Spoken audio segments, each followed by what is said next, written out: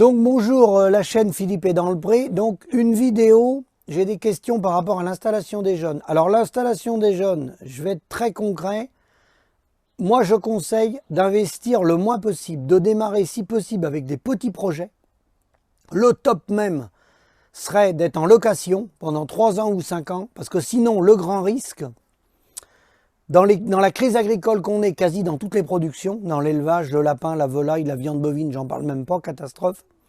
Le risque que vous avez, quand vous allez avoir le cédant en face de vous, qui veut céder votre secteur d'exploitation, il y a deux cas de figure. Le premier, il va vous dire la vérité, qu'il a galéré pendant 40 ans, s'il est honnête, et qu'il a eu, bon, il a réussi à s'en sortir parce que son épouse travaillait à l'extérieur, où il y avait ceci, où il y avait cela, où il a pris la suite de ses parents, et ses parents ont travaillé bénévolement, parce que ça c'est courant dans le monde agricole.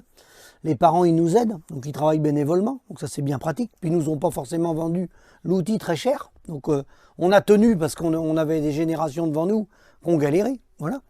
Mais si vous ne dites pas la vérité, il va vous refiler la patate chaude. Alors une fois que vous aurez la patate chaude, si vous avez signé à la banque 500 000 ou 1 million d'euros, voilà, ça va devenir votre problème. Alors, autre petit conseil que je peux donner, au lieu de signer pour 500 ou 1 million d'euros, vous avez des gros malins, les gens des coopératives, les gens des centres de gestion qui disent que ça marche, que oui, il faut y aller, il y a des bons résultats, il y en a qui ont des bons résultats techniquement, et bien ces gens-là, vous leur demandez de mettre 50% de l'investissement de leur poche. S'il vous faut 500 000 euros, vous demandez qu'ils mettent 250 000 euros, la coopérative, mais dans votre outil. Et là, vous allez voir la réponse.